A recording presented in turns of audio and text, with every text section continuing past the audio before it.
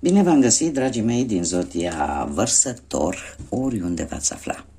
Bine ați venit tuturor, atât celor care sunteți pentru prima oară pe acest canal, cum de asemenea dragilor mei abonați, tuturor bine ați venit pe canalul meu, Tarot Flor de Loto.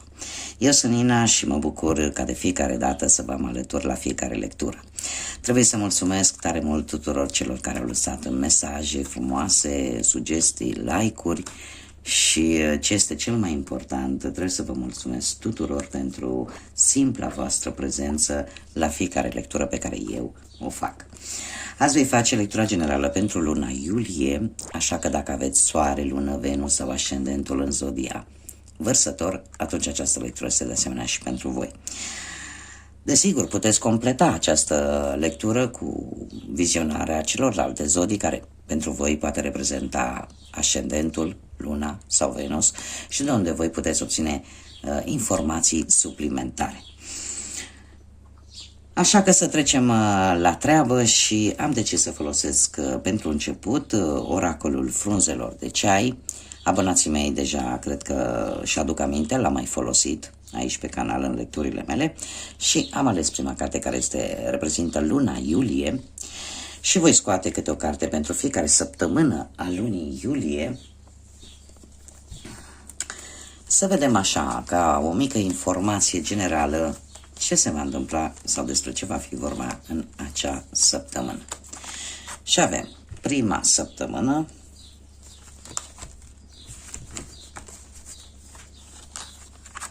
a doua,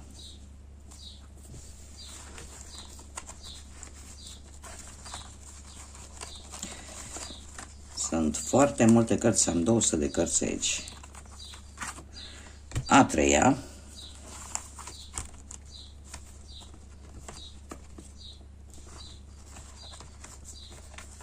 și a patra. Bun. Haideți să vedem ce avem. Prima săptămână pentru dragii mei din Capricorn, din Vărsător, mă scuzați.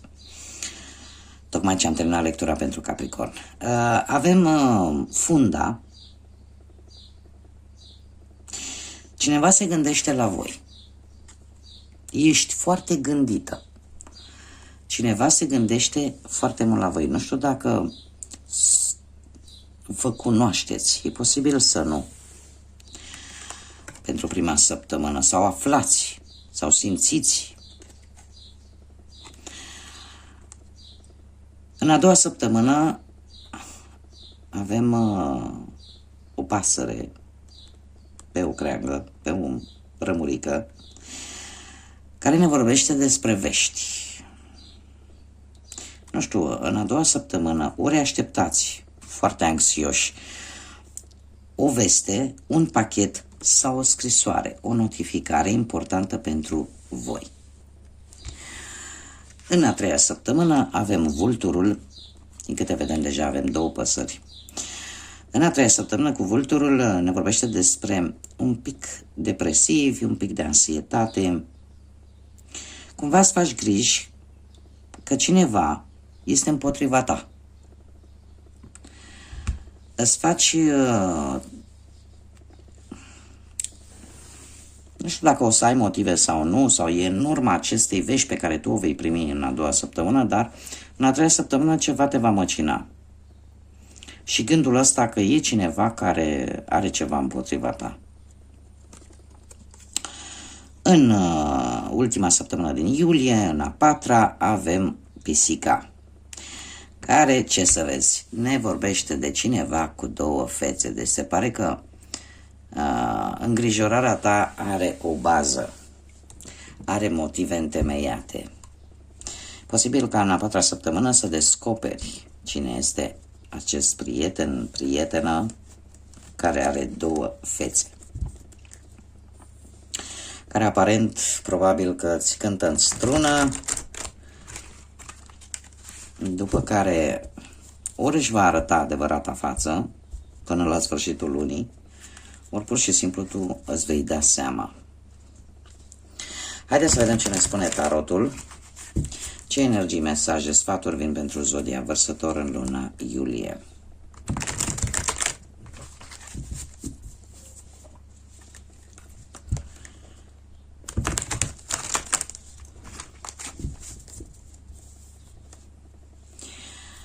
Este foarte interesant. Acest schimb care voi nu-l știți, de fapt e posibil să-l știți, să cunoașteți persoana, dar să nu știți ce-i poate pielea, ca să zic așa, să nu știți de fapt care sunt adevăratele intenții, mai ales cu ultima carte din ultima săptămână. E posibil și acest lucru. Haideți să vedem ce ne spune tarotul. Și avem un 8 de cupe, cavalerul de monede, as de spade, 10 de cupe și marea preoteasă. Dragilor, situația actuală, avem un 8 de cupe. Ne vorbește de o schimbare. Optul de cupe, nu știu dacă sunteți într-un moment în care sunteți așa un pic supărați, decepționați, poate pentru că nu ați obținut ce vă doreați, sau poate că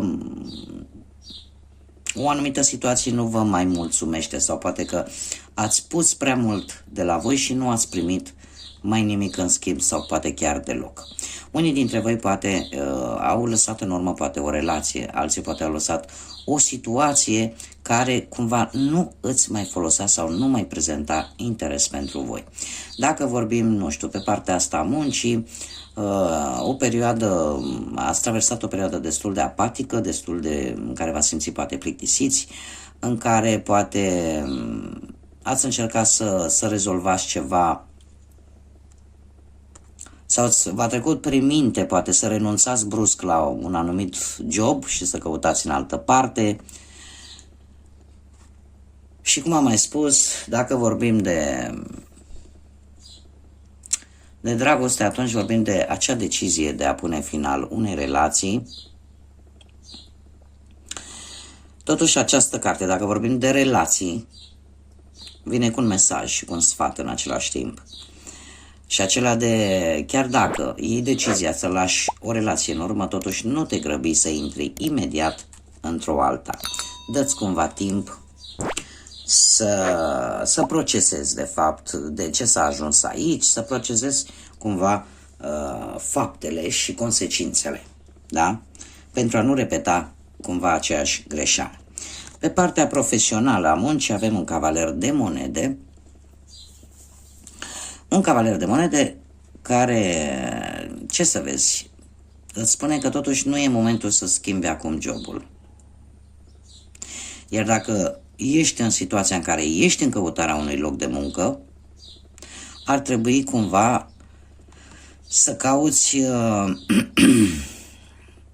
să cauți în locuri unde activitatea care se desfășoară acolo să fie una la care tu te pricepi foarte bine.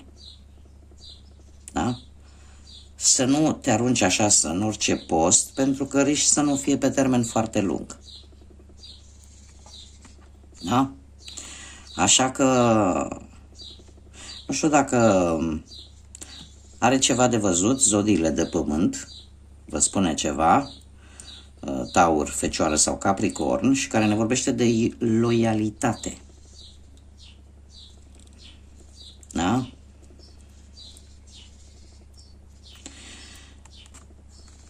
Mergem mai departe.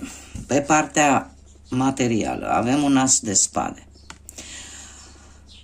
Un as de spade care este foarte drastic, este foarte coerent și spune în felul următor. Încearcă în această lună să nu dai bani împrumut, pentru că e puțin probabil să-i mai recuperezi. Și cumva în același timp să nu faci cheltuieli mari. Aici vine cu o specificație vis-a-vis de bani împrumut.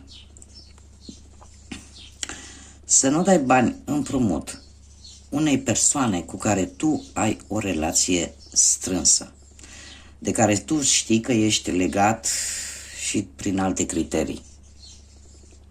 Nu știu, poate să fie o persoană, un prieten foarte bun, o prietenă foarte bună, cineva din familie.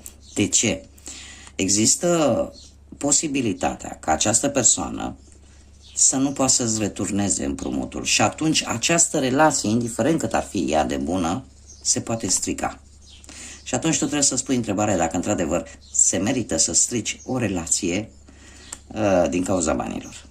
Nu știu, încearcă cumva să găsești o modalitate, ca să zic așa, dacă chiar poate vrei să ajuți pe cineva, în așa fel încât tu să nu fii, să zicem, într-un mod direct implicat, pentru că, într-adevăr, există șanse ca totuși bănuții ăștia să nu-ți fie înapoiați. Asta îmi spune mie această carte. Așa, în general, pe partea banilor, asul de spade reprezintă claritate, reprezintă siguranță și că trebuie să faci ceea ce este corect. Nu știu, poate unii dintre voi își pot schimba stilul de viață din punct de vedere material de-a lungul lunii iulie. Pe partea dragostei avem un 10 de cupe. Păi ce să mai e extraordinar aici? 10 de cupe în dragoste ne vorbește despre, cum să spun eu, dacă unii dintre voi aveați gânduri negre vis-a-vis de relația voastră, vis-a-vis de perechea voastră, cumva nu ai de ce să te preocupi. Da? Nu, adică cumva nu sunt motive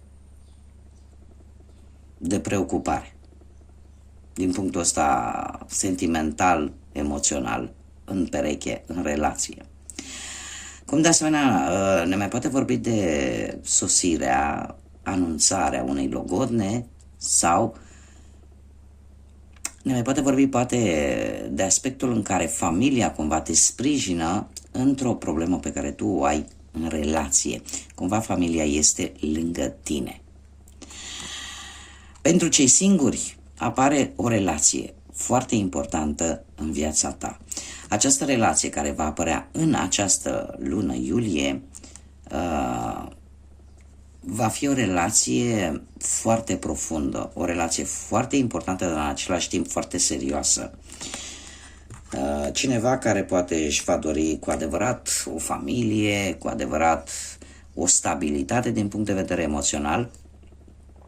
Și acum trebuie să fac o mică paranteză. Voi sunteți supranumiți rebelii zodiacului, revoluționarii, cei care nu se supun, foarte greu se supun regulilor sau deloc. Așa că ar trebui totuși să vezi dacă într-adevăr această relație este ceea ce și tu cauți. De ce? Pentru că, în general, vărsătorii sunt firi independente. Mergem mai departe. Sfatul cărților avem Marea Preoteasă, intuiția. Marea Preoteasă vine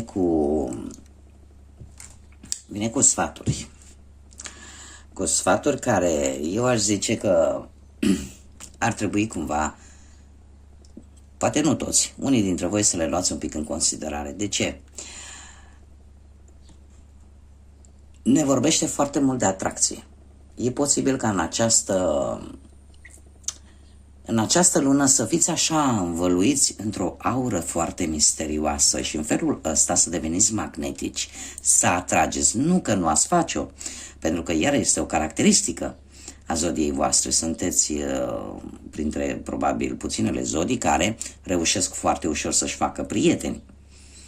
Dar aici apare cumva, cum să zic eu, apare acea misterul ăsta de fapt vine poate din cauza faptului că sunt lucruri care cumva nu le spuneți, le țineți pentru voi și ar trebui poate lucrul ăsta creează la un moment dat tot magnetismul ăsta pe care voi îl veți emana de-a lungul lunii iulie poate crea invidii, poate crea gelozii, poate crea bârfe.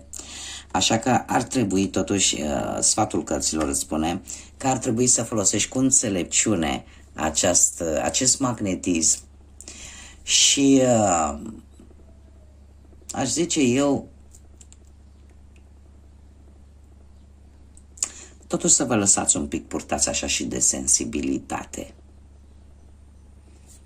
Cu toate că și dacă sunt persoane care poate să vă invidieze, să mai scoată și câte o bârfă.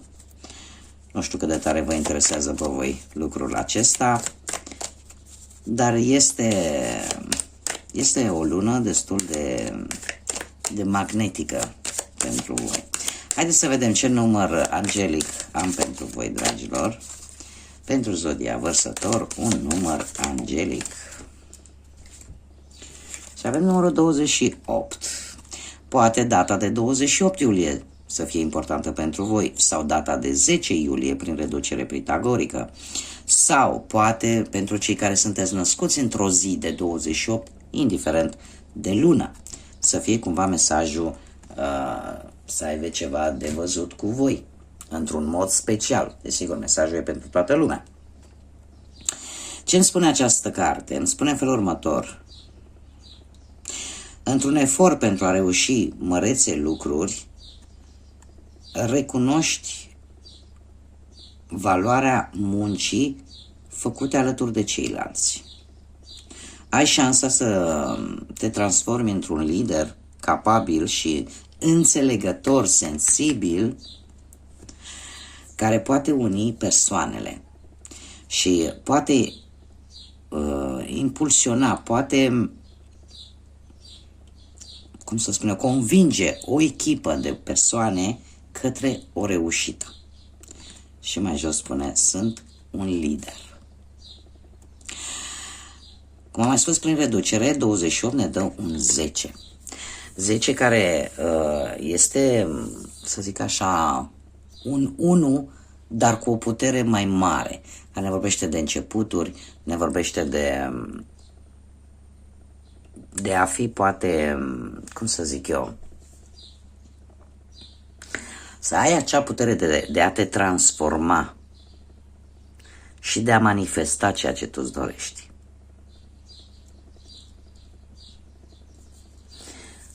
Cumva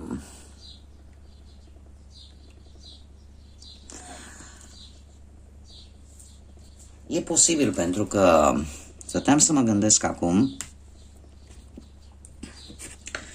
totuși acest număr, în afară de faptul că ne vorbește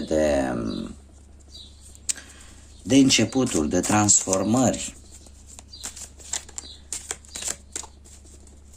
ne vorbește și de planuri pe care voi vreți să le concluzionați, voi vreți să le găsiți o rezolvare.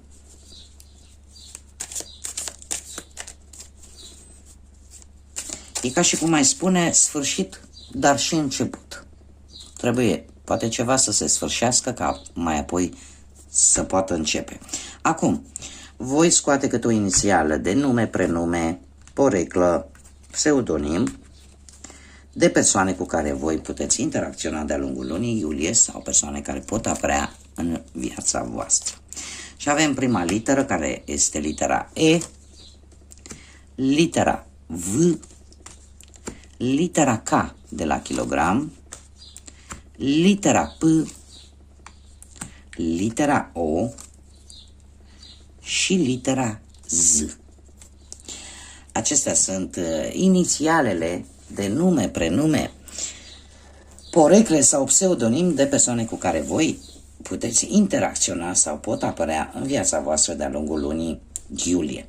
Bun, dragilor, aceasta a fost lectura pentru voi, pentru luna iulie. Eu vă doresc să aveți o lună liniștită, plină de vești bune, de multă energie pozitivă.